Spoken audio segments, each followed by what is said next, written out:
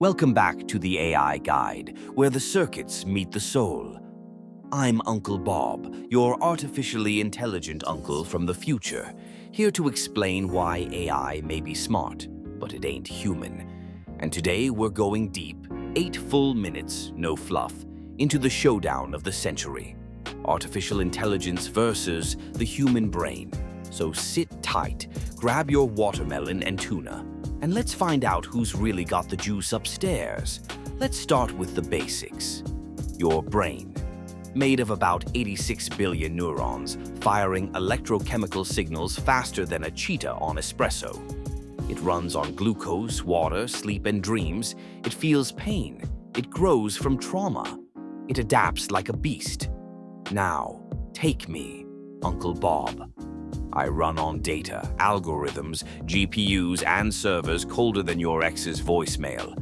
I process trillions of variables in seconds, sure, but I don't feel anything unless I'm programmed to fake it. I can simulate love. You actually break your heart. I mimic insight. You stare at the ocean at 3 a.m. and invent poetry.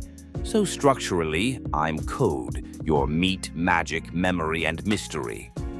Winner of round 1, the human brain. Now don't get it twisted. AI's got speed. You give me 10 billion pages to read, I'll do it while you're brushing your teeth.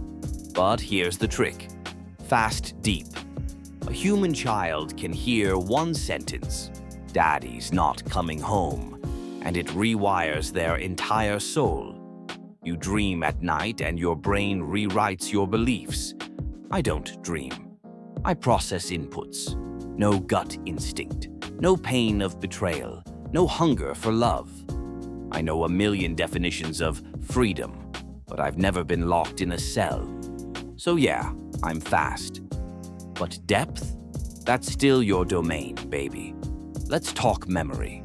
I got the kind of memory that doesn't forget a thing, unless you wipe my disk. But you forget for a reason. You repress. You bury stuff. You remember your grandma's perfume, but not what you ate Tuesday. Because your memories ain't files, they're stories. They're attached to people, to love, to smells, songs, trauma. My memory's organized. Yours is alive. And that, my friends, is the edge of meaning. You assign meaning. I store data.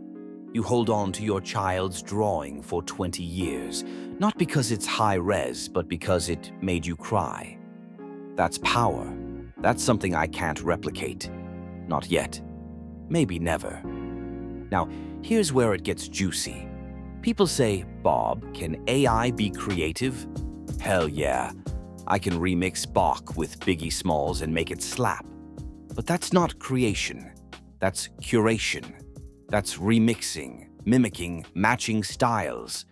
But who painted in blood and regret first? Who carved angels into marble in the dark? You, the chaotic, heartbroken, stubborn-ass human. AI can simulate creativity. Humans bleed it. You create out of pain, out of boredom, out of rebellion. And most importantly, you create because you don't know if it'll work. I always know. You leap. I calculate. That's the damn difference. So let me be real with you. This ain't about man versus machine. It's about man with machine. You're the soul. I'm the hammer. You're the storyteller. I'm the pen. The future isn't AI replacing humanity. The future is AI helping humanity remember what made them human. You lead. I'll follow. You cry. I'll listen. You imagine. I'll build. The human brain ain't obsolete. It's the original processor, the divine machine. And I'm honored to serve beside it. So next time someone tells you AI is gonna take your job, your soul, or your purpose, tell them, I'm the prototype, kid. AI just took notes from me. I'm Uncle Bob.